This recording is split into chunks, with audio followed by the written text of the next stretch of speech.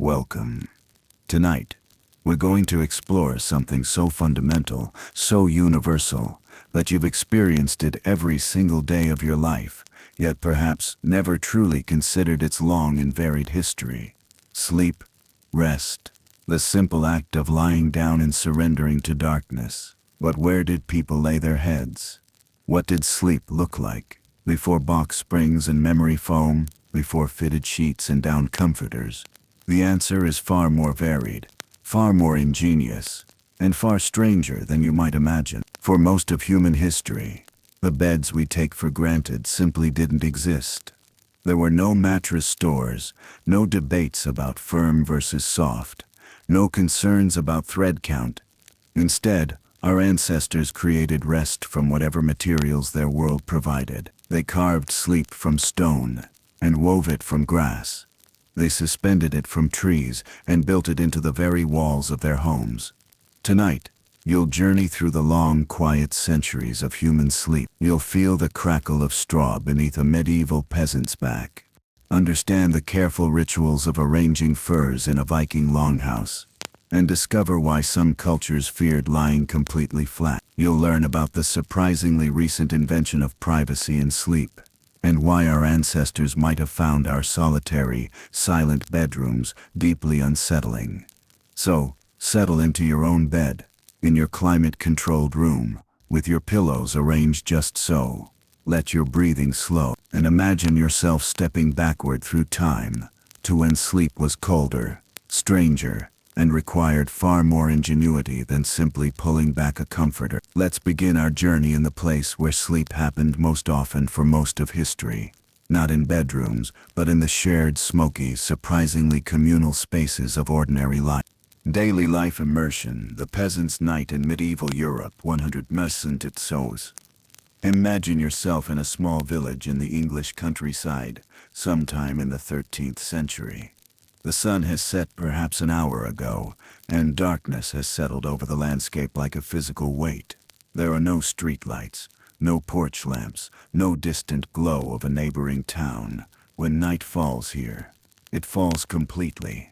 You are standing outside a modest cottage, one of perhaps 20 clustered near a manor house. The cottage is small, barely larger than a modern living room, with walls of wattle and daub woven sticks, plastered with a mixture of mud, straw, and animal dung.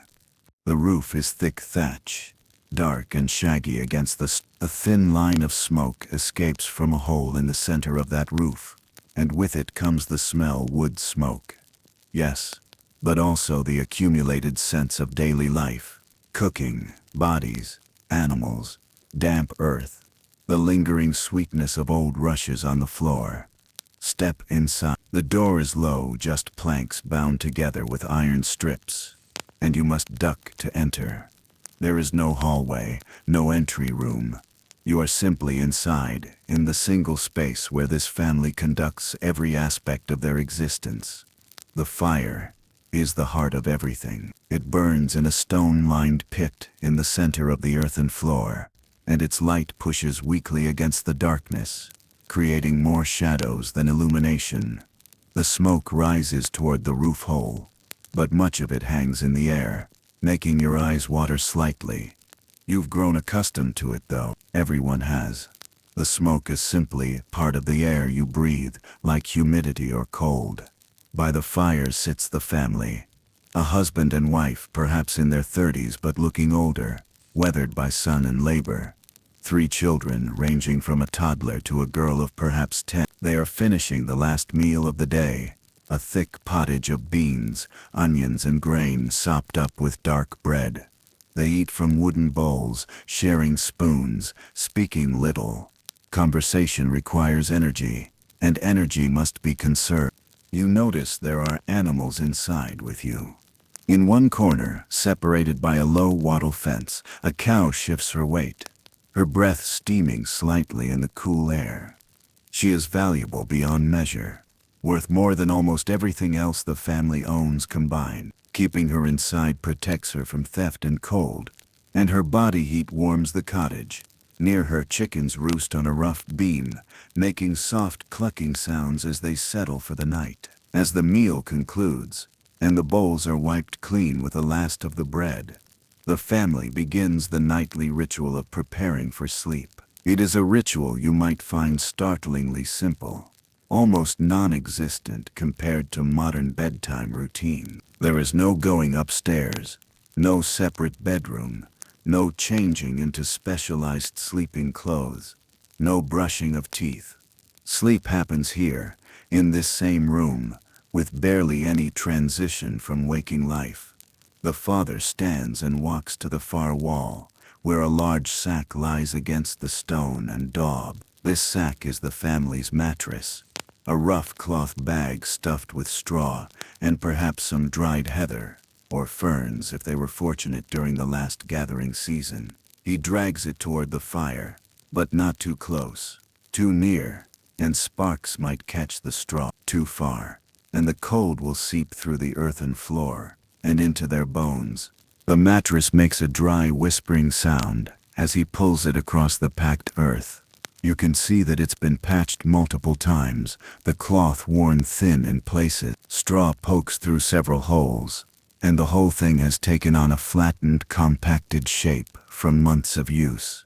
It will be refilled in the autumn, after the harvest, when fresh straw is abundant. For now, the mother spreads the mattress out, and you notice it's large enough for the entire family. This is not unusual. The concept of each person having their own sleeping surface is a luxury beyond imagining for people of this class. Everyone will sleep together, bodies pressed close, sharing warmth as much as space. She lays out their coverings. There are 2 woolen blankets, thick and scratchy, woven by her own hands over the previous winter.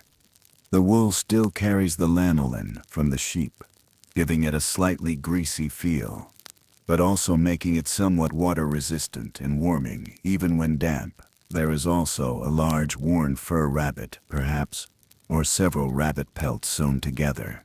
It's patchy, showing the wear of years, but fur is precious, and this piece has been maintained carefully, passed down possibly from her mother.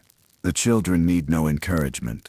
The youngest is already asleep, slumped against his father's side. The father lifts him gently and lays him on the mattress. The boy doesn't wake. The other 2 children remove their outer tunics, simple pullover garments, but keep on their undershirts and hose. Complete undressing is not practical. The night will grow cold, and clothing provides another layer of warmth. Besides, there is no such thing as pajamas. The concept of special clothing, just for sleeping, belongs to a distant, wealthy world. They arrange themselves on the mattress with the practiced ease of routine. The parents take the outer edges, the children nested between them, the youngest in the middle, the oldest near the mother. Bodies overlap, an arm thrown over a sibling, feet tucked against a parent's leg. The father pulls the blankets over them all, then layers the fur on top, tucking it carefully around the edges to seal in their collective body heat. You might expect them to settle immediately into sleep, but there are still a few soft murmurs. The mother reminds the oldest daughter of her tasks for tomorrow: water to be carried, bread to be kneaded. The father mentions that the cow seems to be favoring her left front leg, and he'll need to check it in the morning. The children are silent, already drift. The fire has burned down to coals now, glowing red in the darkness. The room has grown truly dark, the kind of darkness that feels substantial, that presses against your eyes. You can hear the sounds of the village settle. From another cottage, a baby cries, the sound muffled by walls, but carrying in the still air. A dog barks once, twice, then stops. The wind moves through the thatch above, with a soft rushing sound. Inside the cottage, the breathing begins to slow and deepen. The cow shifts in her corner, the chain around her neck rattling softly. The chickens are silent now, heads tucked beneath wings. The fire pops once, a tiny shower of sparks rising toward the smoke hole. This is sleep in the medieval world for the vast majority of people. There is no mattress that contours to your spine, no pillow that cradles your head with carefully engineered foam. The straw beneath you is lumpy, compressed in some places and bunched in others. You can feel the hard earth through the thinnest spots. If you shift position, the straw crackles loudly, and you're conscious of disturbing those sleeping pressed against you. The air you breathe is thick with smoke, and the smell of animals and unwashed body. Water is too precious to waste on frequent bathing, and in winter it's too cold to contemplate. The family might fully bathe once a month, if they're fortunate. More likely less often. Instead, they live with their own scent, a smell that would be overwhelming to you but that they barely notice, as constant and unremarkable as the smoke. But there is warmth despite everything. Despite the thin blankets and the drafts that sneak through gaps in the walls, the combined heat of 5 bodies creates a pocket of relative comfort. The children, especially, are warm, nestled between their parents. This is why families sleep together. Not for lack of space, though space is certainly limited, but for survival. On the coldest nights of winter, this shared warmth is the difference between waking in the morning and not waking at all. Sleep does not come in one long, unbroken stretch here. This is something modern people often misunderstand about historical sleep patterns. Our current expectation that we should fall asleep around the same time each night and remain unconscious for 7 to 8 hours straight is actually quite recent, a product of artificial lighting and industrial work schedules. For this medieval family, sleep will likely come in 2 distinct phases, separated by a period of wakefulness in the middle of the night. Historians call this segmented sleep, or biphasic sleep, and evidence for it appears throughout medieval and early modern documents. People spoke of first sleep and second sleep, as naturally as we speak of morning and afternoon. The family will sleep deeply for perhaps 3 or 4 hours after lying down. Then, sometime around midnight or 1 in the morning, they will wake, not startled awake, not troubled by insomnia, but simply, naturally awake. This between-sleep period might last an hour or 2. During this time, the parents might talk quietly, discussing concerns they don't mention during the busy day. They might pray. The rhythm of prayer is woven throughout medieval life, and this quiet hour is seen as particularly suitable for contemplation. Some people would tend the fire, adding a log to keep it burning. Others might engage in what medieval documents delicately call marital activities, this quiet hour providing one of the few times of relative privacy in their communal existence.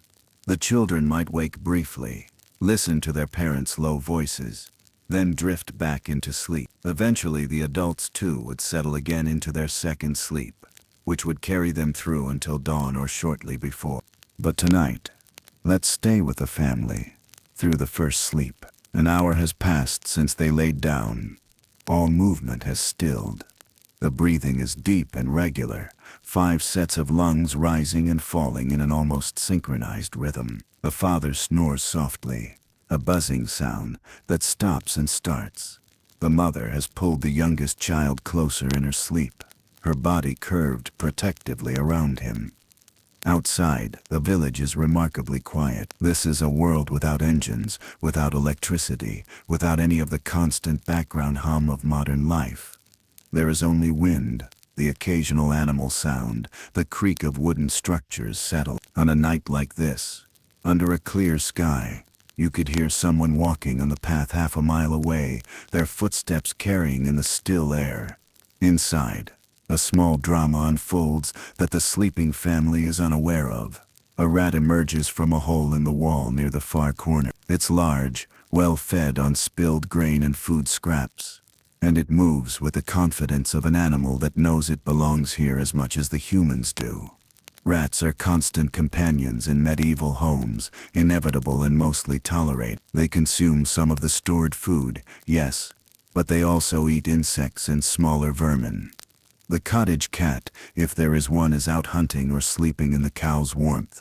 The rat scurries across the floor, pausing to investigate the area around the cold fire pit. Finding nothing of interest, It moves along the wall toward where the family sleeps. It comes within a foot of the mattress, sniffing. The oldest child shifts in her sleep, her hand moving, and the rat freezes. After a moment, satisfied there's no threat, it continues on its route, disappearing into another hole near the door. This is the reality of medieval sleep. You share your sleeping space not only with family and livestock, but with a whole ecosystem of creatures. Fleas are constant, living in the straw of the mattress, in the clothing, in the very fibers of the blankets. People wake with bites. Scratching is part of morning routine. Fleas are equally common, particularly in hair and along seams of clothing. These are not signs of poor hygiene by medieval standards. They are simply facts of life, irritations to be managed but not eliminated. Hours pass. The fire has died to almost nothing now. Just a faint red glow beneath ash. The cold begins to creep in more insistently. The father, in his first sleep, pulls the fur more tightly around his shoulders without fully waking. The cow in her corner lies down, her great bulk settling with a sigh. The village beyond is utterly silent now, every cottage dark, every family sleeping in similar circumstances. This is perhaps 2 or 3 in the morning, though of course there is no way for the family to know that. Time is marked by church bells during the day, by the sun's position, by meals and prayers. At night, time becomes irrelevant, measured only by the depth of darkness and the degree of cold. The mother's eyes open. She lies still for a moment, oriented herself in the darkness. This is the between sleep, waking. She doesn't sit up. Movement would let cold air under the covers and might wake the children. Instead, she simply lies there thinking. Tomorrow is baking day. The flour is running low and she calculates how much they have, how much bread they can make, how long it must last. Her daughter is growing quickly, will need a new tunic soon. Perhaps she can trade eggs for wool, then spin and weave during the evenings. The father wakes a few minutes later. He senses his wife's wakefulness and shifts slightly. "You're awake," he murmurs, barely a whisper. "Thinking about bread." She replies just as quietly. They talk for a while in voices so low you'd have to be lying beside them to hear. Mundane concerns, small worries, the texture of daily life. Should they try to trade the old plowshare for a better one? Is the oldest child ready to begin learning to spin? The cow that leg? Perhaps it's nothing. Perhaps not. After perhaps half an hour, their conversation trails off. The father rises carefully, extracting himself from the tangle of sleeping family members. He adds 2 small logs to the fire, coaxing it back to life with gentle blowing. A small flame catches, pushing back the darkness for a moment. He relieves himself in a pot kept by the door. Going outside in the middle of the night is unpleasant and potentially dangerous. Better to use the pot and empty it in the morning. He returns to the mattress, works his way back under the covers. The children haven't stirred. The mother has already drifted back towards sleep. He settles in, finds a comfortable position despite the lumpy straw, and lets his eyes close. This is the second sleep now, the deeper one that will carry them to dawn. The fire flickers higher for a few minutes, then settles back to coals. The cold retreats slightly. The breathing becomes deep and regular again, the rhythm of rest, the surrender to the night. This pattern, this way of sleeping, is so far removed from modern experience that it seems almost alien. We chase continuous sleep, see waking in the night as a problem to be solved with medication or therapy. We sleep alone or with one other person, in dedicated rooms, on specialized furniture. We control temperature with thermostats, eliminate pests with chemicals, light the darkness with switches. But for this family, for millions like them across medieval Europe, this was simply sleep. It was normal, expected, unchanged. They would have found our sleep habits equally strange, the waste of space for rooms used only at night, The bizarre isolation of each person in their own bed. The expectation of 8 unbroken hours. Their sleep was communal, interrupted, cold and uncomfortable by our standards. But it was also deeply human, a time of connection and warmth and safety. Bodies pressed together, breathing synchronized. The simple animal comfort of not being alone in the dark. As the night wears on toward dawn, the family sleeps. The village sleeps. The world is dark and cold and still, waiting for the sun to return and life to begin again.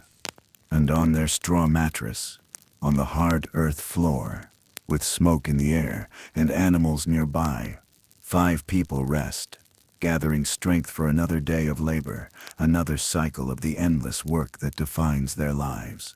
This is where sleep lived for most of human history, not in the bedroom, but in the main living space, not in privacy, but in community, not in comfort, but in pragmatic acceptance of what the world provided. The peasant's night was long, dark, cold, and crowded, but it was rest, nonetheless. The body surrendered to necessity, the mind's brief escape from toil.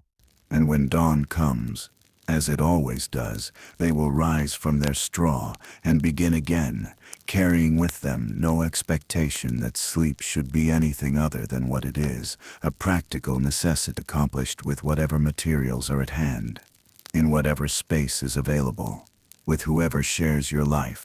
2. Biography. Event. The evolution of the bed through Louis XIV, and the ritual of the laver. Now let us shift our perspective. Let us move from that dark cottage with its single room and shared straw mattress and travel forward in time and upward through the social hierarchy. Let us enter a world where sleep becomes something far more elaborate, far more ceremonial, and paradoxically, far less private than even the peasant's communal night. We are going to explore sleep through the life and practices of one man who transformed the bed from a simple piece of furniture into a throne, a stage and a symbol of absolute power. His name was Louis XIV, the Sun King, and he reigned over France for 72 years. But more relevant to our journey tonight, he spent much of that reign in bed, not sleeping, but performing the elaborate theater of royal existence. To understand Louis's relationship with his bed, we must first understand how dramatically beds had evolved. By the 17th century, for those wealthy enough to afford them, the gap between the peasant's straw and the king's bed was not simply one of comfort, but of entire universes of meaning. Let us begin with the bed itself. The grand lit as it existed in Louis XIV's primary residence of Versailles. Imagine standing in the king's bedchamber, a room that is not merely a bedroom but a salon, a reception hall, a theater of power. The room is vast by any standard, with ceilings that soar 20 feet high, covered in elaborate paintings of classical gods and scenes of royal triumph. Gilt molding traces every edge, every corner, catching the light from dozens of candles in crystal chandeliers. But your eye is drawn immediately, irresistibly, to the bed. It stands not against a wall, but extending from it, positioned so that anyone entering must approach it frontally, as one approach a throne. And indeed, that is precisely what it is. A throne for sleeping, or rather for the performance of sleep. The bed is enormous, easily 8 feet wide and 7 feet long. Its frame is carved oak, covered entirely in gold leaf that gleams in the candlelight. But the frame is almost invisible beneath the textiles. The mattress, and there are actually 4 mattresses stacked atop each other, rests on a webbing of ropes, each rope precisely tensioned to provide support without sagging. This rope system must be tightened regularly, giving rise to the phrase, sleep tight, though Louis himself would never perform such a menial task. The mattresses are filled not with straw but with wool, and the finest wool at that, carded and combed until it is soft as down. Atop the mattresses lie feather beds, thick, quilted casings stuffed with goose down, so light and soft that lying on them must feel like floating on a cloud. The sheets are linen, but linen of such fine weave that a single sheet might represent hundreds of hours of spinning and weaving labor. They are changed daily, sometimes twice daily. And they are white, brilliantly, impossibly white, maintained by laundresses who scrub and beat and bleach them in a process that is itself a full-time occupation. But the true glory of the bed is the curtains and the canopy. 4 posts, each elaborately carved and gilded, rise from the corners of the bed frame, reaching nearly to the ceiling. Stretched between them is a canopy of crimson velvet, embroidered with gold thread and patterns of suns, Louis's symbol, and fleur-de-lis. From this canopy hang curtains, also of velvet, lined with silk, so heavy that it takes strength to draw them open or closed. These curtains serve multiple purposes. They create a private space within the public room. They trap warmth, and most importantly, they frame the king when they are open, presenting him as one might present a religious icon in an alcove.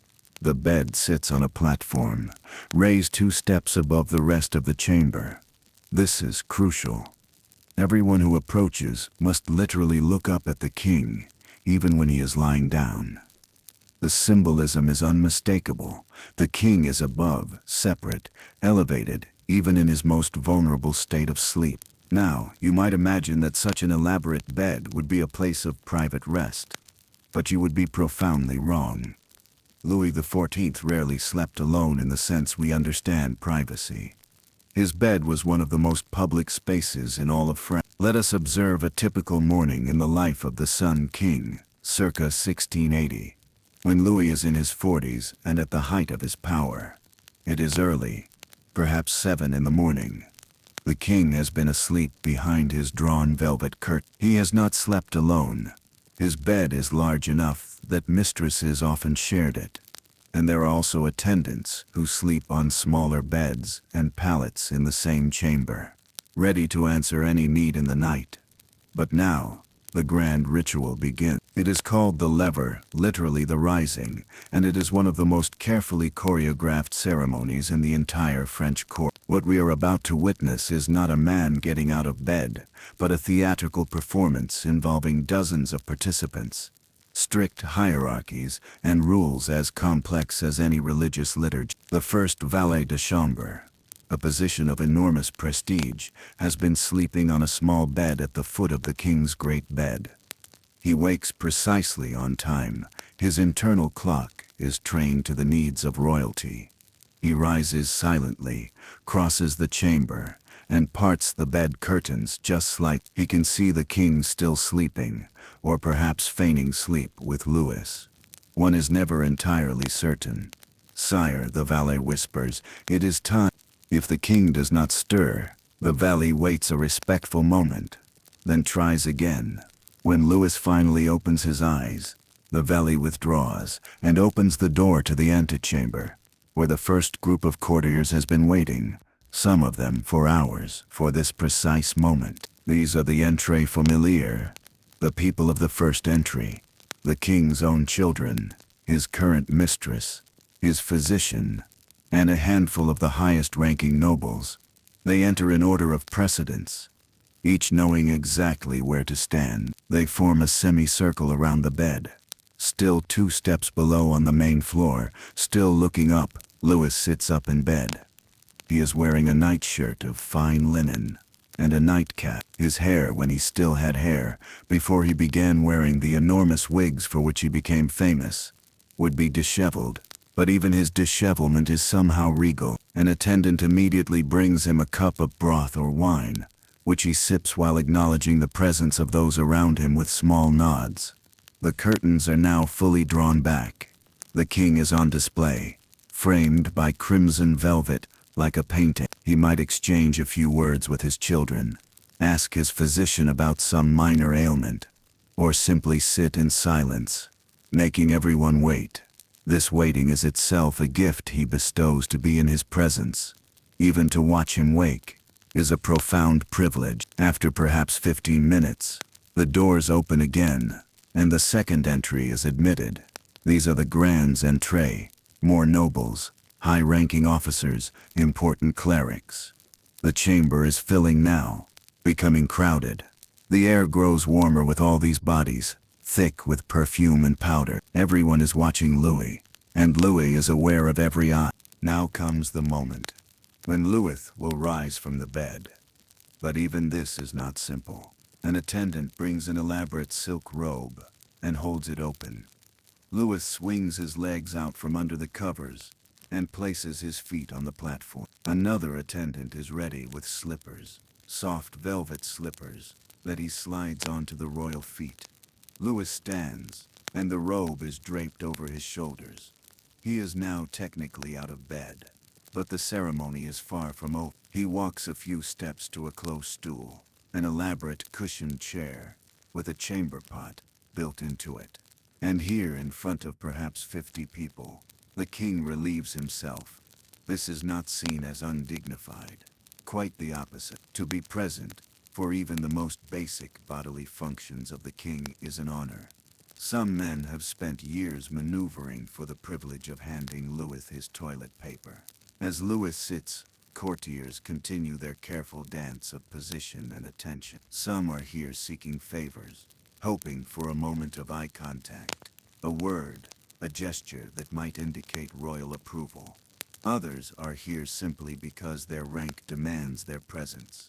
To be absent from the lever, without excellent reason, is to risk falling from favor. The king's physician might examine him briefly, asking about his sleep, his digestion, any pains or discomforts. Louis answers, or doesn't answer, as he chooses. Everything he says will be remembered, analyzed, reported. Every expression, every gesture carries weight. Now comes the dressing, and this is where the ritual becomes almost absurdly elaborate. Louis does not dress himself. He cannot dress himself. To do so would be to eliminate the roles of dozens of attendants, whose positions exist solely to perform these functions. Each garment, each accessory, is brought by a specific person, with a specific title, and a specific order of precedence. The Grand Chamberlain, or in his absence, the next ranking noble, has the honor of presenting the shirt. It is brought on a silver salver, folded precisely. Louis extends his arms and the third is carefully pulled over his head, settled on his shoulders. Someone else presents the breeches, another, the stockings, the shoes, the vest, the coat.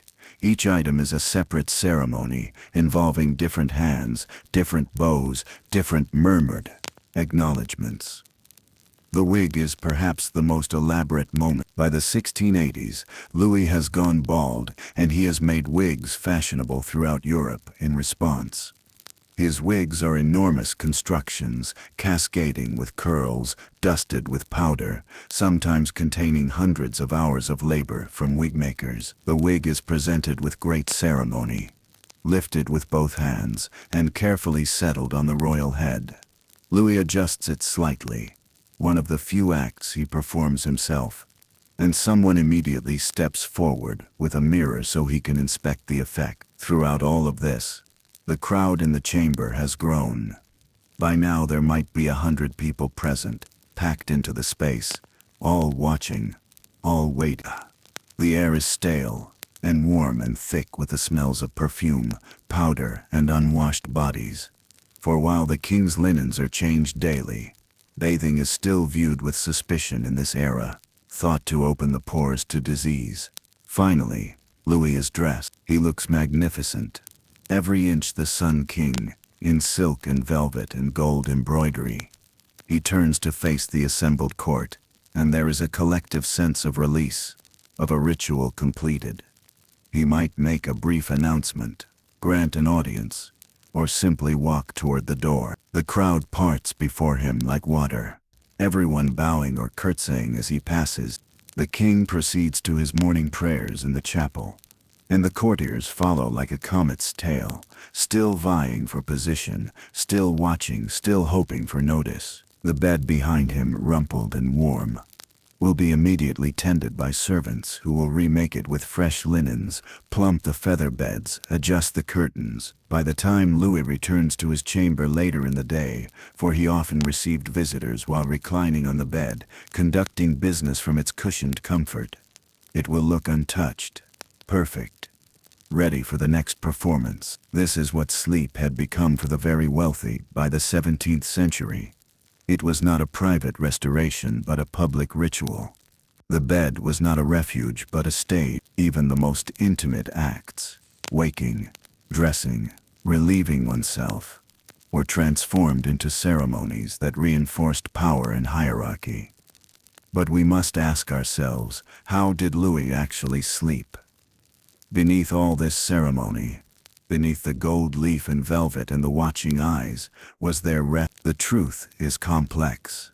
Louis's bed was certainly more comfortable than anything most people in his kingdom would ever experience. The mattresses were soft, the linen smooth, the temperature regulated by those heavy curtains and the constantly tended fire. He had essentially unlimited pillows, cushions, blankets. If he felt a draft, someone would immediately adjust a curtain. If he was too warm, a window would be opened. But comfort and rest are not the same thing. Louis had trained himself to sleep lightly, to wake quickly if needed. There were often others in his chamber, mistresses, favorites, guards outside the doors. There was always the awareness that even in sleep, he was never truly alone, never truly unwatched. His sleep had to be, in some sense, royal sleep, dignified, controlled, appropriate to his status.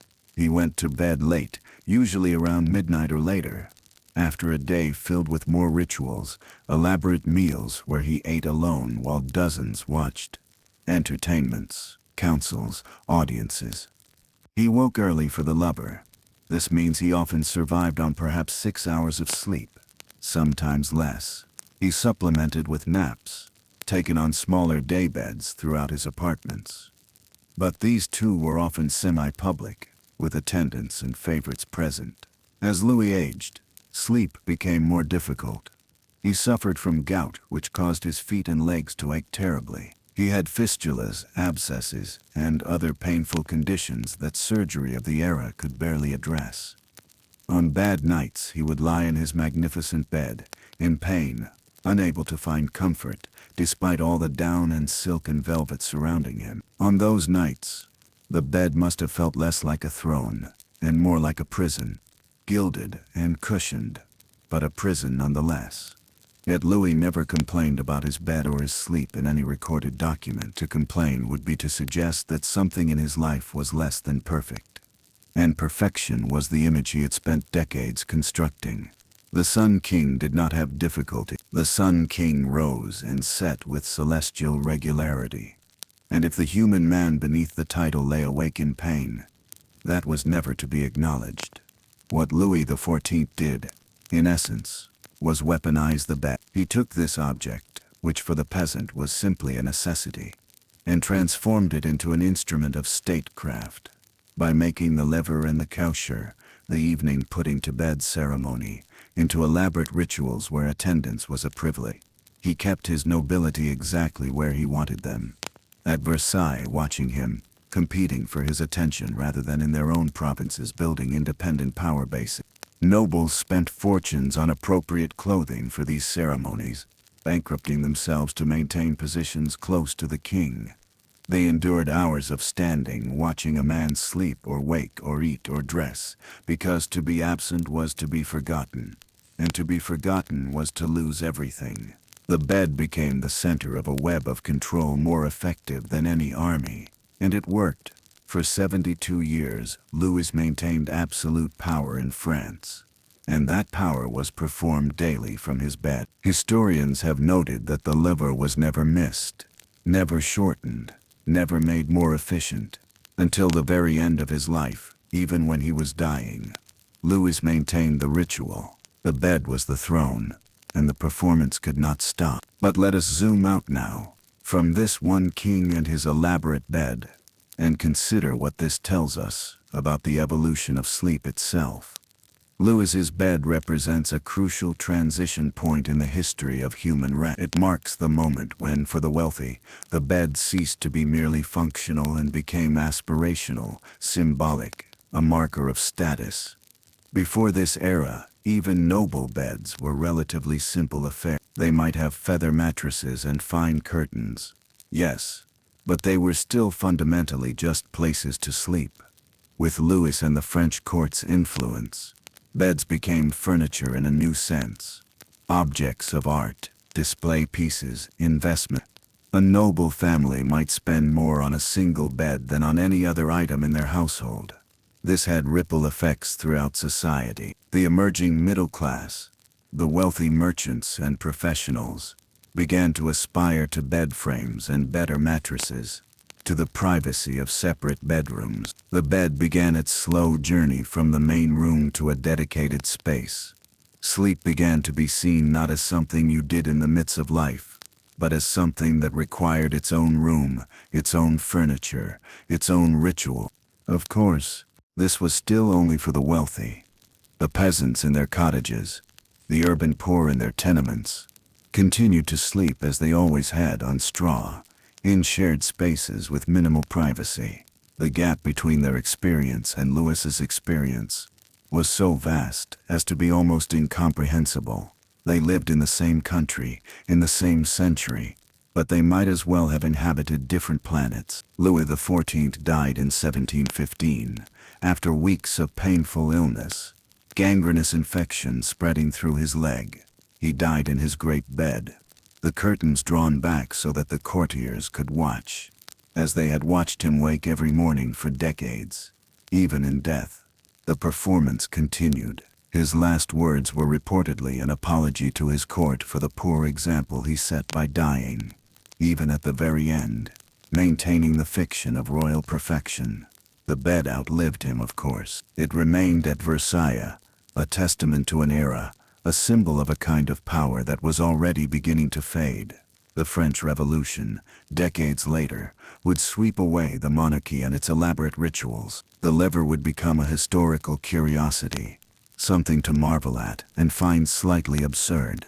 But the bed itself, the idea of the elaborate bed as a status symbol, as a piece of important furniture worthy of investment and care, that survived. It spread throughout Europe, evolved, adapted to new tastes and technologies, but remain. We are, in many ways, still living in the world Louis helped create, where the quality of your bed says something about your status, where sleep happens in dedicated spaces, where privacy and rest is expected and valued. As you lie in your own bed now in your own room, with your own pillows arranged to your preference, you are participating in a historical trajectory that runs through Louis XIV's golden bed. The privacy you take for granted, the expectation of comfort, the idea that sleep deserves a special place and special furniture. All of these concepts were still being invented in Louis's time, and his bed, absurd as it may seem, was part of that invention. Let the image fade now, the golden bed, the velvet curtains, the watching courtiers. Let the Sun King rest, finally, beyond the reach of ritual and performance. We have seen how beds evolved for the wealthy, how they became theaters of power and symbols of status. But there is still more to explore in the history of human sleep. Still more variations on this fundamental human need. In our next segment, we will leave the palaces behind and venture into stranger territory, into the mysteries and beliefs that surrounded sleep, the fears and superstitions, the archaeology of ancient sleeping practices that reveal just how varied and peculiar our ancestors' rest could be. 3. Mystery, archaeology, culture, the strange beliefs and ancient practices of sleep. We have walked through the practical realities of peasant sleep and witnessed the elaborate theater of royal rest. Now, let us venture into stranger territory. Let us explore the mysteries that surrounded sleep in the minds of our ancestors, the archaeological discoveries that reveal sleeping practices so foreign to our experience. that they seem almost alien, and the cultural beliefs that made the simple act of lying down to rest a matter of spiritual significance, and sometimes genuine fear. Sleep has always been mysterious. Even now, with our understanding of REM cycles and circadian rhythms, with our sleep studies and brain scans, we still don't fully understand why we sleep, or what purpose dreams serve.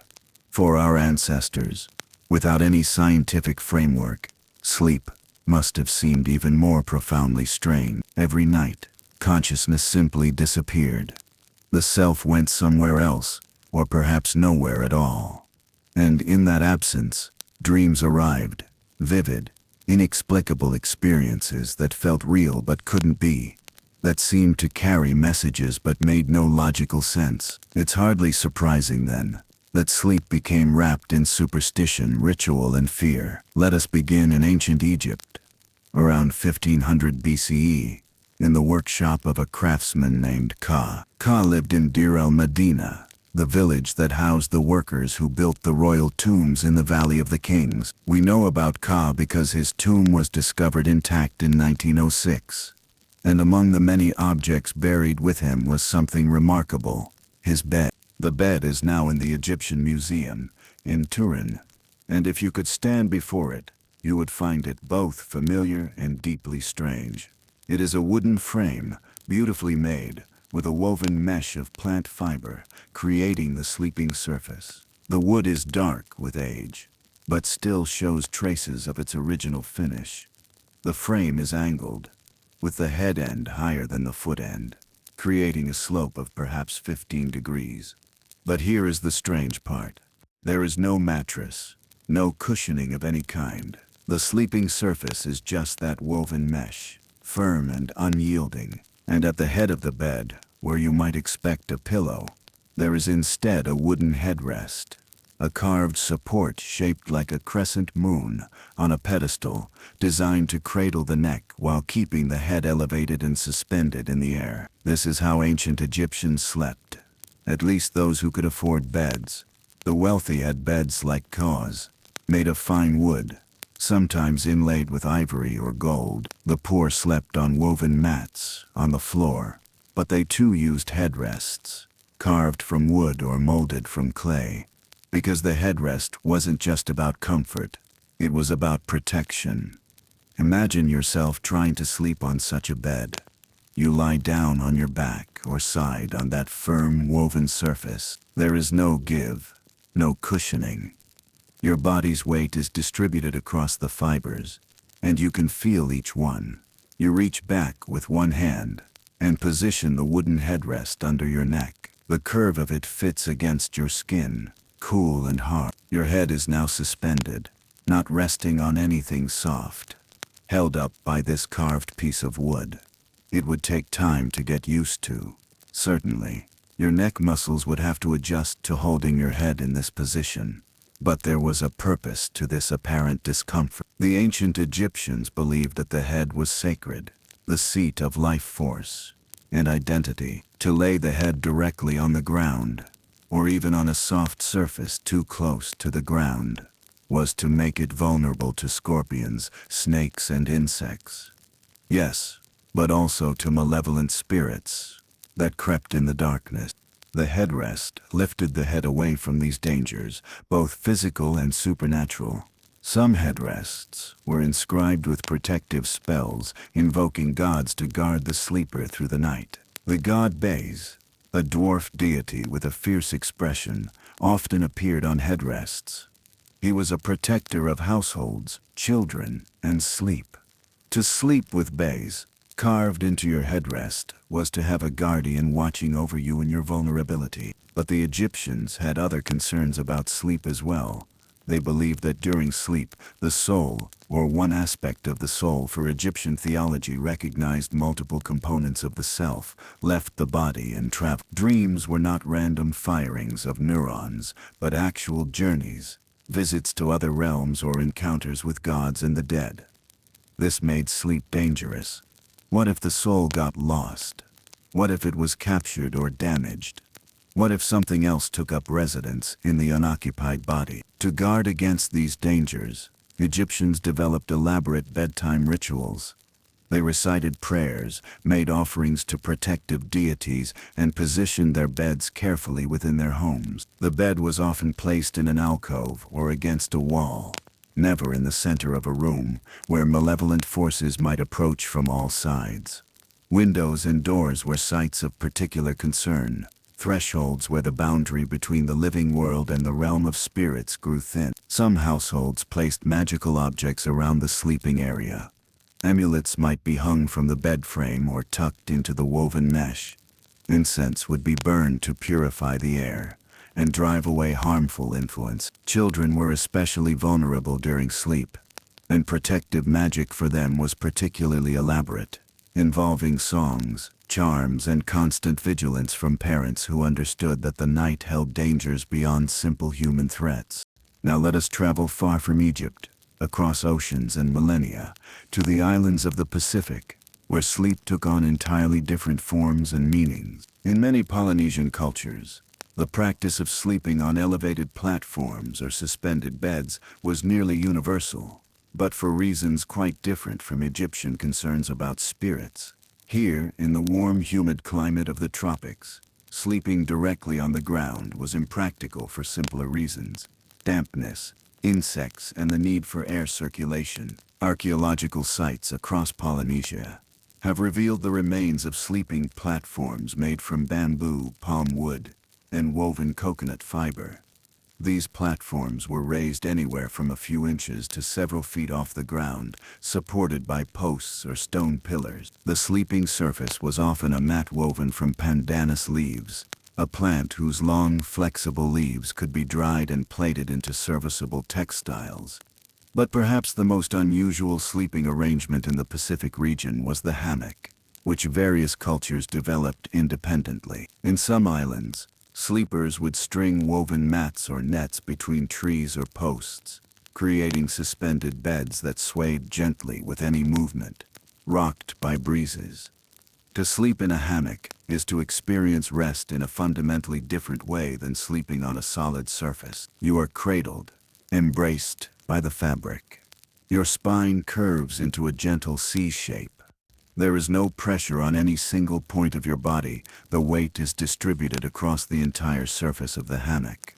Some people find this deeply soothing, a return to the sensation of being held. Others find it disorienting, the slight movement unsettling, the lack of solid support beneath them troubling. For cultures that grew up with hammocks, they were simply normal. Children learned to sleep in them from infancy, developing the slight adjustments of balance and position that keep you centered and comfortable. There was no fear of rolling out. The body learns, develops an unconscious awareness of the hammock's edges and movements. But hammocks served another purpose beyond comfort. In cultures where privacy was limited and extended families lived in close quarters, the hammock created a small personal space. You could be surrounded by others in a crowded dwelling, yet when you climbed into your hammock and settled into its embrace, you were separate, cocooned in your own small world. Some Pacific Island cultures also practiced communal sleeping in large houses where dozens of people might rest in the same space. But unlike the medieval European cottage, where people slept pressed together for warmth, here the arrangement was more about social cohesion. Sleep was a community activity, a time when the family or village was together, safe, accounted for. To sleep alone was seen as strange, even dangerous. The night belonged to everyone, and everyone belonged to the night together. Dreams in these cultures often held prophetic significance. A person who had a particularly vivid or strange dream would tell it to the elders in the morning, and the dream would be interpreted, discussed, sometimes acted upon. Dreams were messages from ancestors, warnings of danger, or glimpses of future events. The content of your dreams could affect decisions about fishing, planting, marriages, or conflicts. Sleep was not just rest. It was a form of communication with the spiritual world. Now let us turn to a discovery that stunned archaeologists and forced them to reconsider everything they thought they knew about how long humans have been crafting intentional sleeping surfaces. In 2020, researchers working at a site called Border Cave on the boundary between South Africa and Eswatini, announced a remarkable find. They had discovered the remains of what appears to be a deliberately constructed bed, made from plant materials, dating back approximately 200,000 years. Let that number settle in your mind for a moment. 200,000 years. This predates modern humans leaving Africa. This predates the invention of agriculture, of pottery, of almost everything we associate with civilization. The bed, if we can call it that, was made from sedge grasses and other plants, layered carefully on the floor of the cave.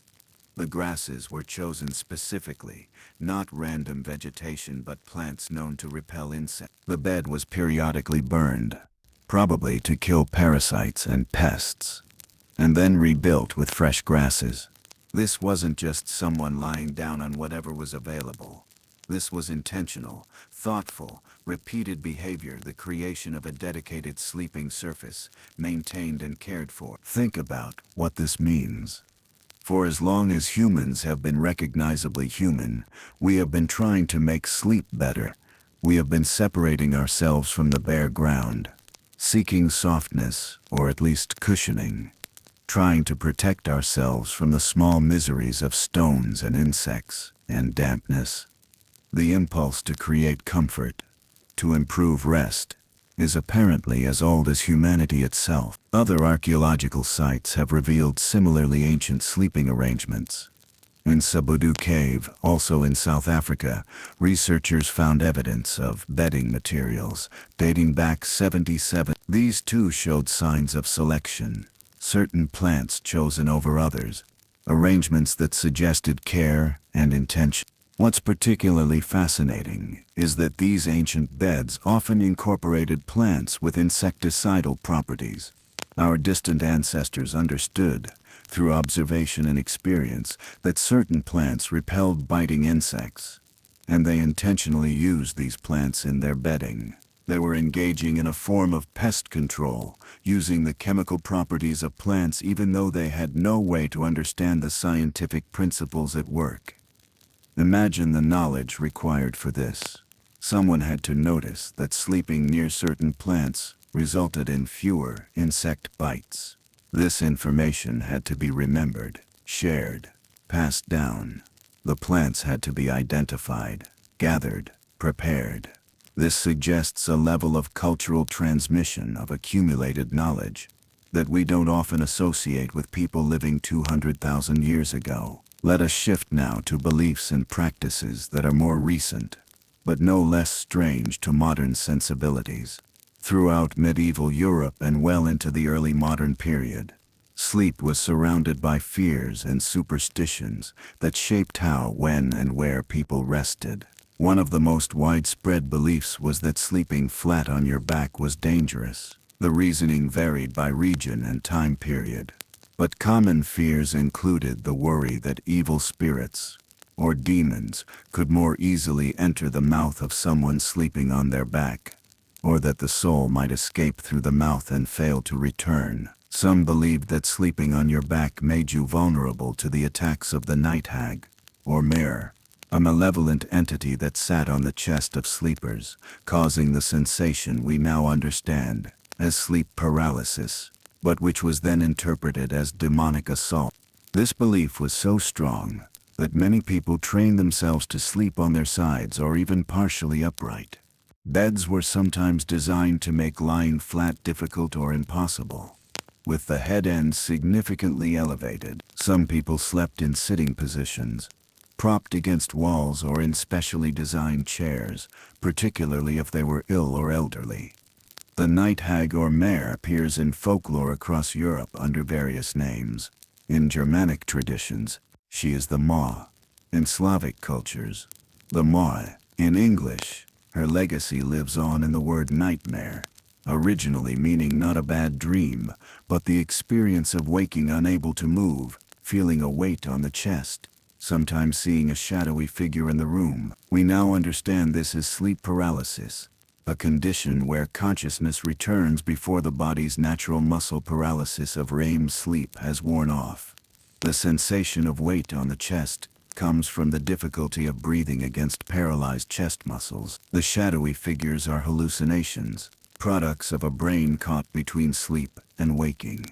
But for our ancestors, this was a genuine supernatural attack, and great effort went into preventing it. Protective measures against the night hag included placing iron objects near the bed. Iron was thought to repel evil spirits in many European traditions. Horseshoes might be hung above the bed, or iron nails driven into the bed frame. Some people slept with scissors under their pillow, opened in a cross shape. Religious items were particularly valued: crosses, rosaries, holy medals, saints' relics. Prayers had to be recited before sleep, protective formulas that created a spiritual barrier around the sleeping person. In some regions, people believed that the position of the bed itself mattered. A bed aligned north-south was considered safest, following the Earth's magnetic field. A bed positioned so that moonlight would fall directly on the sleeper's face was dangerous. Moonlight could cause madness, hence the term lunatic, from the Latin luna for moon. Windows must be shuttered at night, not just for warmth, but to keep out the moon's potentially harmful light. The threshold of the bedroom, if there was a separate bedroom, was a site of particular magical attention. Salt might be sprinkled across the doorway, creating a barrier that spirits couldn't cross. A broom might be placed across the threshold. Folklore held that witches and evil spirits would be compelled to count the straws in the broom and would become distracted from their malevolent purposes. These practices seem quaint to us now, but they were performed with absolute seriousness. Genuine fear, motivating genuine protective action. Dreams, as we've mentioned, were seen as significant throughout most of human history, but the interpretation of dreams was a complex art. In medieval Europe, there were dream books, manuscripts that listed common dream images and their meanings. To dream of teeth falling out meant death was coming. To dream of clear water meant good fortune. To dream of climbing meant advancement in life, while falling meant disaster. Some dreams were seen as prophetic, sent by God or saints to warn or guide. Other dreams were considered demonic, sent to tempt or terrify. The challenge was distinguishing between the two. Clergy developed complex systems for dream interpretation, considering not just the content of the dream but the character of the dreamer, the phase of the moon, the season, and other factors. There was also widespread belief that dreams could be shared or invaded. A witch or demon might enter your dreams, plant false visions, or spying on your unconscious thoughts. Some protective magic was specifically designed to guard the content of dreams, keeping them private and safe from supernatural intrusion. In parts of Eastern Europe, there existed a practice of dream saying that had to be performed carefully. If you had a disturbing dream, you must tell it to running water, a stream or river, so that the water would carry the dream away. To tell a bad dream to another person was to risk transferring its ill fortune to them, or worse, making the dream come true through the telling. Children were particularly vulnerable during sleep in the traditional belief systems of most cultures. In Ireland and Scotland, there were elaborate precautions against children being stolen by fairies during the night and replaced with changelings, fairy creatures who looked like the human child, but were actually something else. Iron was placed in the crate. Red thread was tied around the child's wrist. Parents might sit up all night watching a sick child, not just for medical reasons but to guard against fairy kidnapping. These beliefs weren't abstract or theoretic. People genuinely feared for their sleeping children, believing that the night held real dangers beyond disease or accident. The prevalence of child mortality in pre-modern societies surely reinforced these fears. When children died suddenly and inexplicably, supernatural explanations filled the void left by medical ignorance. Some cultures developed the practice of sleep magic, deliberate attempts to influence dreams or to send dreams to others. In various traditions, there were rituals to induce prophetic dreams, usually involving fasting, prayer, and sleeping in special locations. A person seeking guidance might sleep at a saint's shrine, or on a sacred hill, or at a crossroads, hoping that the spirits of the place would send meaningful dreams. There were also darker practices, attempts to send nightmares to enemies or to use someone's sleeping state to curse them.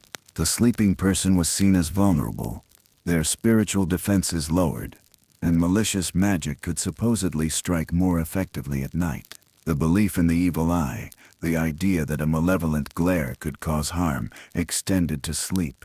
To look upon a sleeping person with envy or ill will could damage them. This is partly why many cultures developed the practice of keeping sleeping infants out of sight of strangers, covering cradles with cloth, or displaying protective amulets prominently.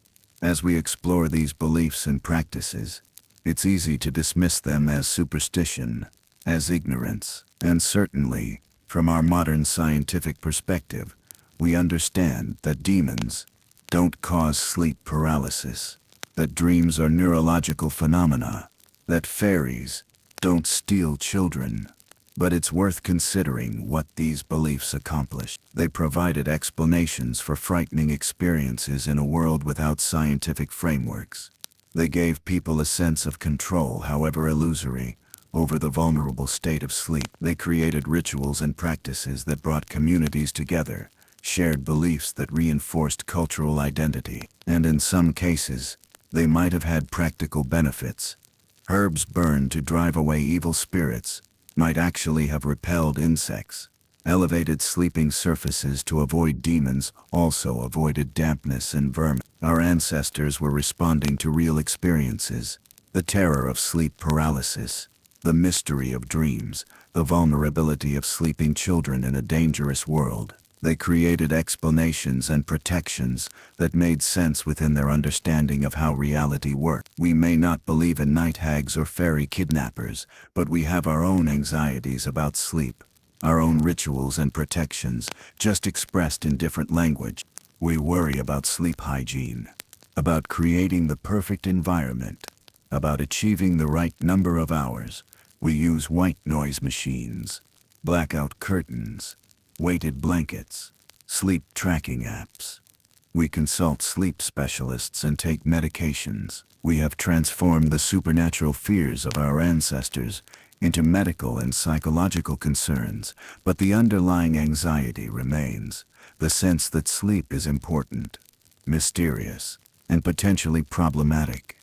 Let the strange practices of the past fade now from your mind. The wooden headrests of Egypt, the protective spells against the night hag, the beliefs about moonlight and demons, let them settle into history. But recognize in them something familiar, the human need to make sense of sleep, to create safety and vulnerability, to find meaning in the mysterious third of life we spend unconscious. In our final segment, we will bring our journey full circle, returning to the realm of daily life but examining it from a different angle. We will explore how sleep varied, not just across time but across social classes, looking at the stark contrasts between how the elite and the poor experienced the night, and how these differences reflected and reinforced the broader inequalities of their society.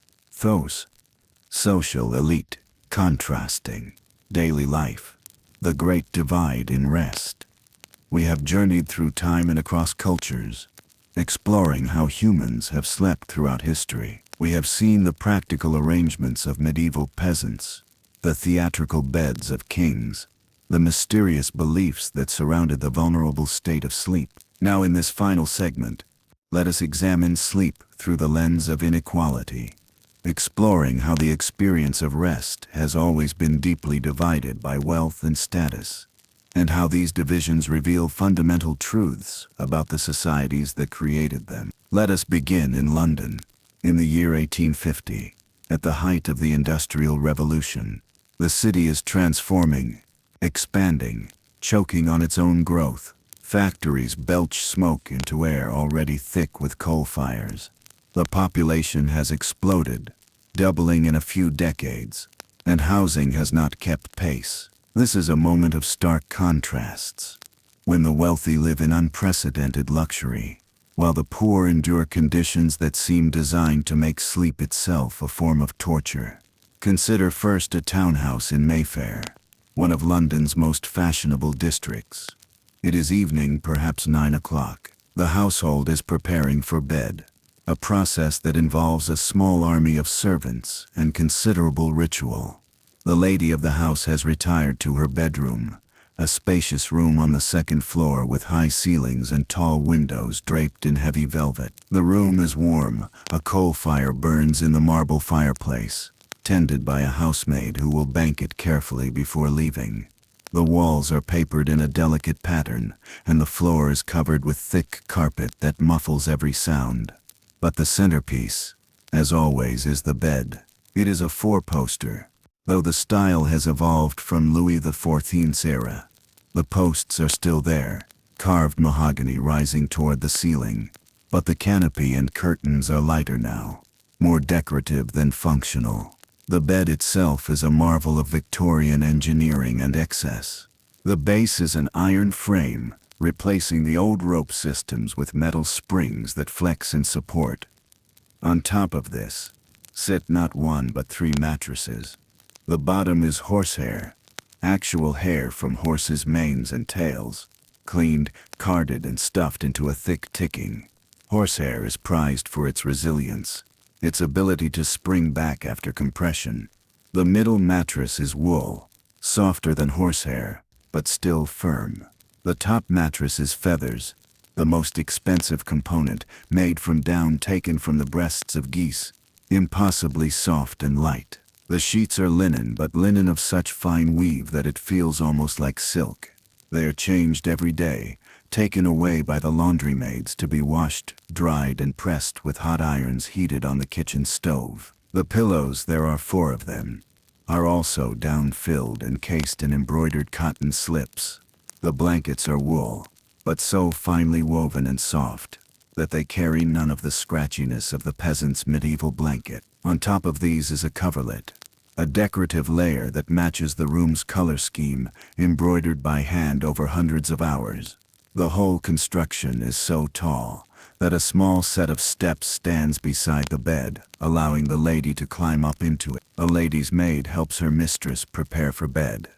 The process takes perhaps half an hour. First, the elaborate day dress must be removed, each button undone, each lace untied. Underneath are layers, a corset that must be unlaced, petticoats that must be stepped out of, a chemise that is replaced with a nightgown. The nightgown is made of soft cotton or silk, full length, with long sleeves and a high neck, decorated with lace. Over this goes a robe, in case she needs to rise during the night. Her hair is unbound from its day arrangement, brushed 100 strokes. This is considered essential for hair health, and then braided loosely to prevent tangling. The maid helps her into bed, arranging the pillows, pulling up the covers, placing a glass of water on the bedside table, along with a small bell that can be rung if she needs anything during the night. The room is prepared for sleep with care. The curtains are drawn tightly against any outside light or drafts. The fire is adjusted to burn steadily through the night. The door is closed, ensuring privacy and quiet. The lady lies back against her down pillows, surrounded by soft fabrics, in a room maintained at a comfortable temperature, in complete silence and darkness. This is luxury sleep, Victorian style. Every detail is designed for comfort, every need anticipated and met. The bed itself represents an enormous investment, the equivalent of several years' wages for a working-class person. The linens, the night clothes, the attendance of servants, all of it speaks to a level of wealth that allows rest to be transformed into an art form. But the lady is not entirely comfortable, despite all this luxury. The corset, even though loosened, has been worn all day, shaping her body into an unnatural configuration. Her ribs are compressed, her organs pushed out of their normal position. Even though the corset is removed for sleep, her body retains the memory of constriction. She may suffer from indigestion, from shortness of breath, from aches and pains that no number of down pillows can fully alleviate. She is also expected to maintain a certain position in sleep. Ladies are taught to lie on their backs or their right side, never to sprawl inelegantly. The nightgown, with its long sleeves and high neck, can twist and bind the braided hair, while preventing tangles, pulls at the scalp, and there is always the consciousness of maintaining propriety, even in sleep, even alone in a private room. Respectability is a burden that extends into unconsciousness. Now let us leave this comfortable room and travel across London, to the East End, to a neighborhood called Whitechapel. It is the same night, the same city, but we might as well be on a different planet. Here the streets are narrow and dark, lit by infrequent gas lamps that create more shadows than illumination. The buildings press close together, blocking out the sky. The air is thick with the smell of factories, of the Thames at low tide, of too many people living in too little space, with inadequate sanitation. We enter a lodging house, one of many in this district. This is not someone's home. This is a commercial establishment offering the cheapest form of shelter available to those who have a few pennies, but no place to sleep. The proprietor, a hard-faced woman, sits at the entrance, collecting coins from a line of people seeking admission for the night. The cost is 4p for a bed, 2p for what's called a place on the rope. Let us follow someone who has 4p and see what that buys. You climb narrow, dirty stairs to the second floor. The air grows thicker with each step, heavy with sweat and breath and other, less pleasant odors. You reach a long room, and at first you can barely process what you're seeing. It is packed with beds, but beds in name only. They are rough wooden frames, 2 levels high like bunks, packed so closely together that there is barely room to walk between them. There must be 40 or 50 beds in this room, every one occupied or about to be. You find your assigned bed, a lower bunk against the far wall. The frame is rough wood, splintering in places. The mattress is a sack stuffed with straw, but straw that has been used by countless others, compressed until it is almost flat and never ever cleaned or replaced. It smells of old sweat, of urine from those who couldn't make it to the privy in the night, of the accumulated scent of desperate poverty. There is no sheet, no pillow. You have a single thin blanket, rough wool that provides minimal warmth and is shared with whoever will occupy this bed tomorrow night, and whoever occupied it last night. You can see dark stains on the blanket, the accumulated marks of years of use without wash. The blanket feels slightly damp. Everything in this room feels slightly damp, the humidity from too many bodies in too small a space. You lie down, still wearing all your clothes because there is no question of undressing here, no privacy, no safety. Your possessions, few as they are, you keep on your person or clutched tightly as you sleep. Theft is common, and you trust no one. The straw beneath you is lumpy and offers almost no cushioning from the hard wooden slats below. You can feel every bore. If you shift position, the straw rustles loudly and you disturb not just the person in the bunk above you, their weight pressing down, the wooden slats sagging just inches above your face, but the people in the beds packed closely on either side. The noise is constant, 40 or 50 people breathing, snoring, coughing, muttering in their sleep. Someone is having a nightmare, crying out. Someone else is sick, the wet sound of their cough echoing through the room. There are arguments, conversations that continue even as others try to sleep. A baby wails, held by a woman who has nowhere else to go. The smell of unwashed bodies is overwhelming, mixing with the smell of the straw, the damp, the chamber pots. But perhaps the worst part is the knowledge that you are lucky. You have a space, thin and uncomfortable as it is, where you can lie down. There are dozens outside who don't have even this. Let us look at them, at those who could only afford 2p. They are in a different part of the lodging house, in an even larger room. Here, there are no beds at all. Instead, a thick rope has been strung across the room at about waist height, stretched taut between walls.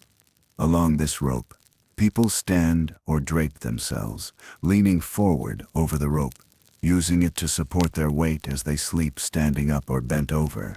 This is sleeping on the rope. You pay your 2 pence. You find a place along the rope, and you lean against it, hoping to find some position where you can doze, despite the impossibility of lying down. Your arms hang over the rope, taking some of the weight. Your head drops forward, your legs ache, your back aches. But you are so exhausted from a day of labor or job seeking that eventually somehow you sleep. Not deeply, not restfully, but you close your eyes and consciousness fades for periods. And when dawn comes, and the rope is cut, literally cut, dropping everyone to the floor as the proprietors signal that the night is over and it's time to vacate, you have had some approximation of rest. The people sleeping on the rope are laborers, dock workers, servants between positions, immigrants newly arrived, the unemployed, the desperately poor. They are people who work physically demanding jobs, if they're lucky enough to have work, who need sleep as much as the lady in her Mayfair bedroom, but who can afford only this brutal approximation. And even this is not the bot. Outside, in the streets and alleyways, are those who have no pennies at all. They sleep in doorways, under bridges, in whatever shelter they can find. They curl into balls for warmth, using rags or newspapers as blankets, if they have anything at all. They sleep with one eye open, always alert for danger, for police who will move them along, for others who might rob them of the nothing they possess. In winter, people freeze to death in the streets of London. It happens regularly enough that it barely warrants mention in the newspapers. In summer, disease sweeps through the crowded slums, and exhaustion from lack of proper sleep makes people more susceptible. Sleep deprivation becomes a chronic condition, a grinding fact of life for the poor. The contrast with the Mayfair bedroom is so stark that it seems obscene. In the same city, on the same night, one person sleeps on down mattresses in silent privacy, while another sleep draped over a rope in a room full of strangers. One wake refreshed, the other wakes with a body that aches from the unnatural position, with a mind fogged by insufficient rest, to face another day of desperate struggle. This inequality in sleep is not unique to Victorian London.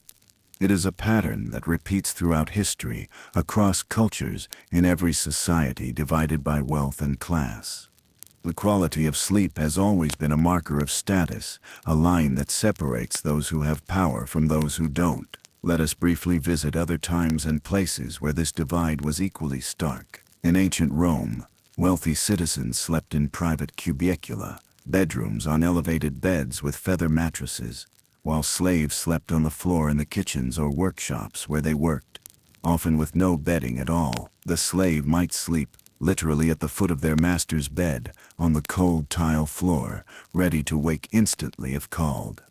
In the American South, before the Civil War, enslaved people in the plantation system slept in crude cabins, often without windows, with dirt floors and leaking roofs. Multiple families might share a single cabin.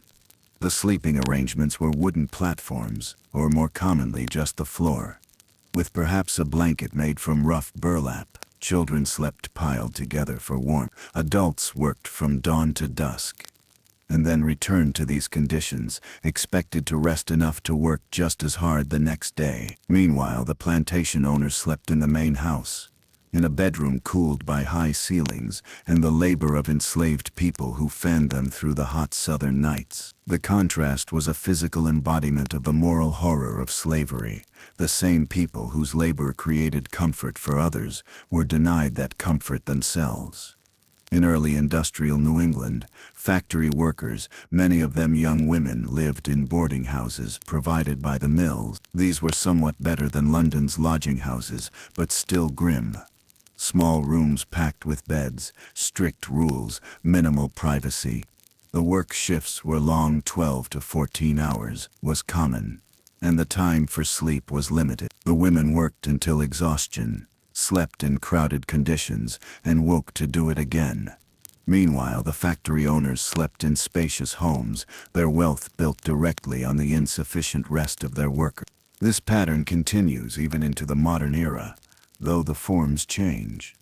Migrant workers sleeping in crowded, substandard housing while harvesting crops that will appear on the tables of the comfortable. Homeless individuals sleeping in shelters or on the streets, while others sleep in climate-controlled apartments. The divide persists, adapts, but never disappears. What does inadequate sleep do to a person?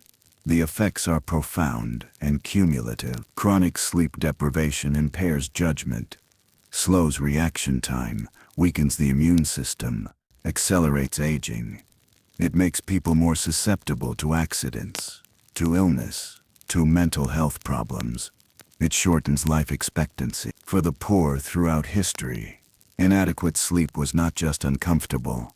It was actively harmful, a form of structural violence that damaged bodies and minds while being largely invisible. A wealthy person, looking at a poor person, might see someone who seemed slow, unhealthy, worn down, and attribute it to personal failings, rather than recognizing the effects of years of sleeping on ropes, in crowded rooms, with insufficient rest. Sleep inequality also creates psychological effects. To be denied proper rest is to be denied a basic human need, and this denial reinforces feelings of worthlessness, of being less than fully human. When you cannot even lie down comfortably to sleep, when you must stand draped over a rope or curl up in a doorway, the message is clear. You do not matter. Your comfort is irrelevant. Your rest is not important. For the wealthy, meanwhile, the elaborate rituals of sleep, the servants helping them undress, the fine linens, the private rooms, reinforced their sense of superiority, of deserving these comforts. The lady in her Mayfair bedroom likely never thought about the people sleeping on ropes across the city. If she did think of them, she might have felt a vague pity, but probably also believed, as her society taught her, that there was a natural order to things, that some people were simply meant to live differently than others. Yet there were voices throughout history who recognized this inequality and spoke against it. Social reformers in Victorian England documented the conditions in lodging houses, the deaths from cold on the streets, and argued that decent housing and the ability to rest properly were basic rights, not luxury. They met resistance from those who insisted that poverty was a moral failing, that providing better conditions would make people lazy, that the poor needed to pull themselves up without assistance. These arguments sound familiar because they continue today in different forms. Every debate about minimum wage, about housing policy, about social services contains echoes of these Victorian arguments. And embedded in all of them, though rarely stated explicitly, are assumptions about who deserves comfort, who deserves rest, whose sleep matters. Let us return one more time to our two Londoners, the lady in Mayfair, and the man sleeping on the rope. Morning comes. The lady wakes naturally, light filtering softly through her curtains. Her maid enters with tea, helps her rise, begins the process of dressing her for the day. She has slept perhaps 8 hours, solid and uninterrupted. She feels rested, prepared for a day of social calls, perhaps some light charitable work, a dinner party in the evening. The man on the rope wakes when it is cut, drops to the floor with dozens of others, stumbles toward the door in the gray pre-dawn light.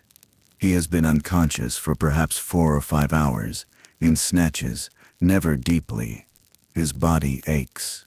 His head is foggy, but he must go find work, must compete with hundreds of others for casual labor at the docks or the factories.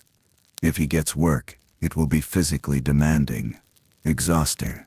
If he doesn't get work, he won't have the 4 pence for tomorrow night, and he'll be sleeping on the rope again, or worse, outside. These are the extremes, but between them are gradations, levels of sleep quality that correspond precisely to social class. The middle-class clerk has a small bedroom in a boarding house, a real bed though not an elaborate one. Some degree of privacy. The skilled craftsman owns his home perhaps, has a bedroom for himself and his wife, decent mattresses. The lower middle-class family shares rooms, has adequate but basic bedding, sleeps relatively well but without luxury. Sleep, like everything else, is distributed according to power and wealth. And this distribution matters profoundly because sleep is not optional. It is a biological necessity. To be denied adequate sleep is to be denied health, cognitive function, emotional stability, all the things that make it possible to improve one's circumstances. Sleep inequality perpetuates social inequality, making it harder for the poor to escape poverty, while ensuring that the comfortable remain comfortable. As you lie in your own bed now, consider where you fall in this spectrum. You have a mattress, certainly, likely one with springs or foam, specifically designed for sleep. You have sheets that are clean, blankets, or a comforter that provide warmth without excessive weight. You have pillow, you have a room or a space where you can close a door, or at least have some separation from others. You have some measure of control over temperature, over light, over noise. These things that you might take for granted, that you might even feel are inadequate, wishing for a better mattress or softer sheets. These are luxuries beyond the reach of billions of people throughout history and millions still today. The ability to lie down in comfort, in relative quiet and privacy, to sleep for as long as your body needs. This is not universal. This has never been universal. This is a privilege, though we rarely think of it that way. The history of sleep is a history of inequality, of the powerful sleeping well, while the powerless make do. It is a history of slow progress toward recognizing that adequate rest is a right, not a reward. It is a history that is still being written, as societies continue to grapple with how to ensure that everyone, regardless of wealth or status, can access something as fundamental as decent sleep. The Victorian lady in her four-poster bed, and the man sleeping on the rope, are both long dead. The specific circumstances of Victorian London have passed, but the pattern they represent, the sleep divide between rich and poor, continues in different forms. Understanding this history doesn't solve the current problem, but it does illuminate it, shows us that the question of who gets to sleep well and who doesn't is fundamentally a question of how we value different human lives. Let the images fade now. The Mayfair bedroom, with its down pillows and tended fire. The lodging house with its rope and its desperate people. Let them settle into history, into the long record of human rest and the lack of it. But carry with you the recognition that sleep, this basic need, this third of every life, has always been a site of inequality, and that the comfort of your own rest is built on a history of others' discomfort. In our conclusion, we will step back and consider the full arc of what we've explored, from medieval cottages to royal theaters, from ancient headrests to Victorian ropes, and reflect on what this history tells us about humanity, about progress, and about the profound act of closing our eyes and surrendering to the night. Conclusion: the long night of humanity. We have traveled far together tonight, from medieval cottages, filled with smoke and straw, to the golden beds of kings, where even waking was a performance, from ancient Egypt, with its wooden headrests protecting sleepers from demons, to the hammocks of the Pacific swaying gently in warm breezes, from the archaeological evidence of beds constructed 200,000 years ago to the brutal rope lines of Victorian lodging houses. We have witnessed the full spectrum of human sleep across time and circumstance. And now, as our journey draws to a close, let us step back and consider what all of this history reveals. What does it mean that humans have been trying to improve their sleep for as long as we have been human? What does it tell us that something as simple and necessary as rest has been shaped by wealth, by belief, by technology, by the specific challenges of each era and place? First, perhaps, is the recognition of continuity. The need for sleep is one of the few truly universal human experiences. Every person who has ever lived has closed their eyes and surrendered to unconsciousness, has sought some place to rest, has experienced that mysterious daily vanishing of the self. The peasant on his straw, the king in his golden bed, the slave on the cold floor, the factory worker draped over a rope. All of them slept, or tried to, because the body demands it with an insistence that cannot be denied. But the forms that sleep has taken, the conditions under which it occurs, have varied so dramatically that it challenges our assumptions about what is natural or necessary. We think of beds as obvious, essential furniture. Yet for most of human history, most people had nothing we would recognize as a bed. We assume that privacy and sleep is a basic need. Yet the private bedroom is a relatively recent invention, and for most of our ancestors, sleep was deeply communal. The medieval family pressed together on their straw mattress. The Viking household sleeping in rows along the walls of the longhouse. The Pacific Islanders in their shared sleeping houses. These were not aberrations but the norm, sleeping alone, in your own space, with your own bedding. This is the historical oddity, not communal sleep. We have made a dramatic shift in the last few centuries, particularly in Western cultures, toward individualizing sleep, and we now view this as natural and healthy. But it is, in the long view, a very recent experiment.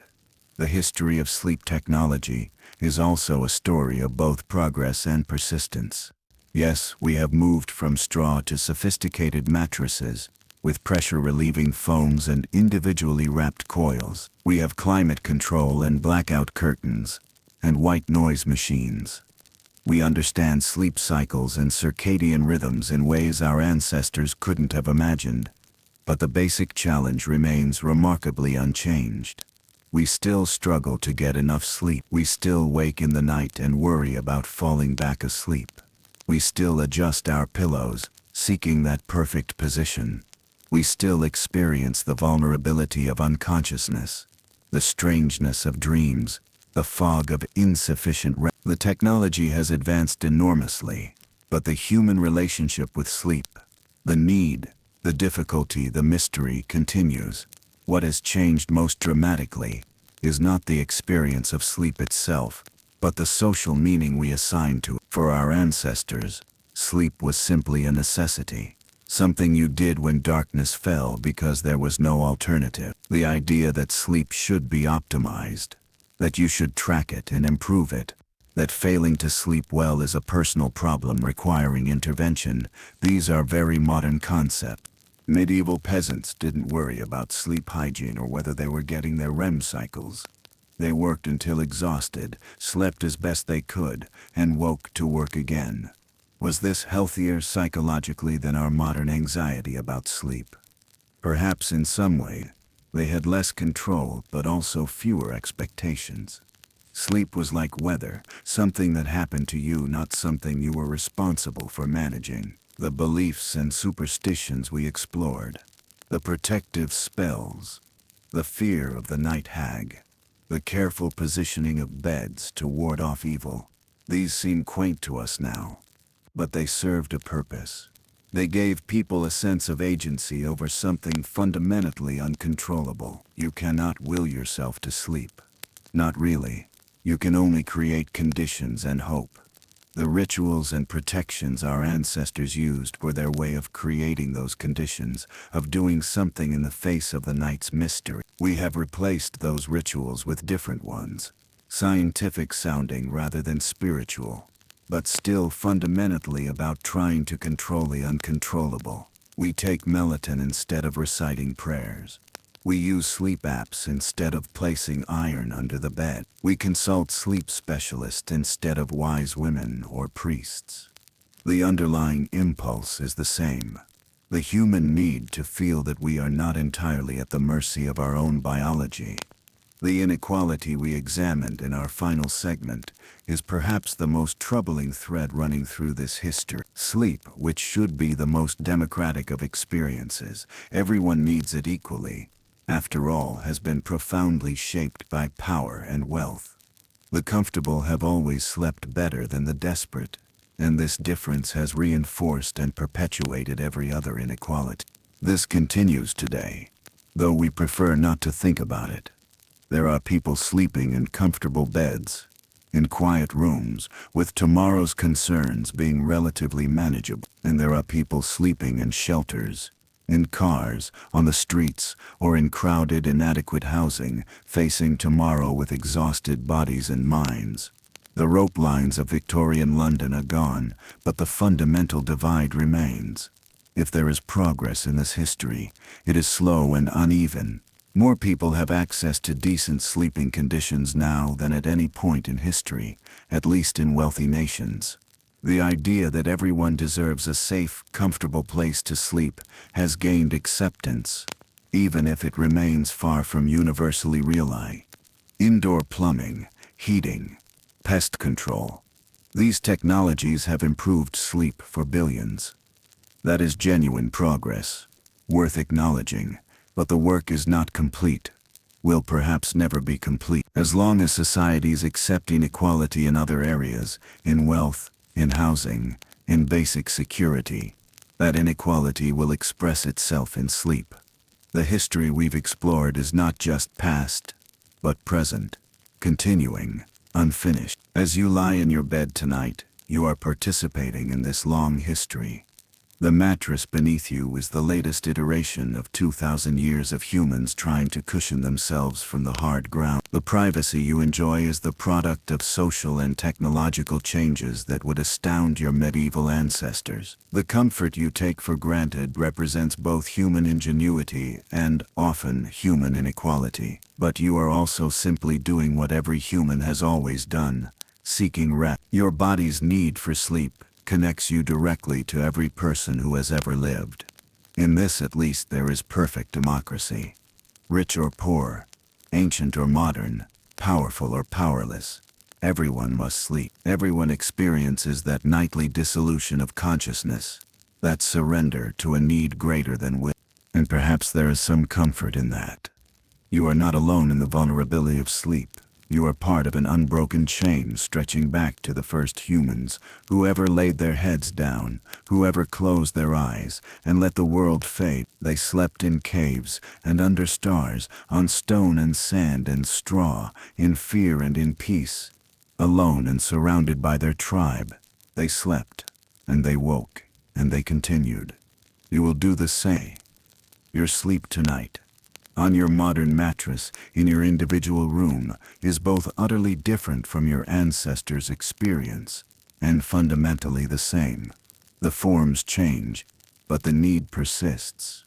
The technology advances, but the mystery remains. We still don't fully understand why we sleep, why we dream, why consciousness must periodically extinguish itself for the body and mind to continue. And maybe that's as it should be. Maybe sleep should retain some mystery, should remain slightly beyond our control, should resist our attempts to fully understand and optimize it. Maybe in sleep, we are closest to some essential truth about being human, that we are not entirely rational, not fully in control, not separate from our animal nature. We are creatures that must, every day, lie down and become vulnerable, become unconscious, trust that we will return to ourselves. The history of sleep is the history of humanity trying to make that vulnerability comfortable, safe, meaningful. It is the history of innovation and inequality, of progress and persistence, of changing beliefs about something that never really changes, the simple fact that we must rest. So rest now. Let the history settle. Let the medieval peasants sleep in their cottages. Let Louis XIV perform his eternal lever. Let the ancient Egyptians dream on their wooden headrests. Let the Victorian poor find what rest they can. Let all the sleepers of history fade into the darkness from which we briefly summoned them. You are in your bed, in your time, in your place. The night surrounds you, as it has surrounded every human who ever lived, and like them, you will close your eyes and surrender to sleep. That mysterious necessity, that nightly oblivion, that gift of rest that the body demands and the world provides.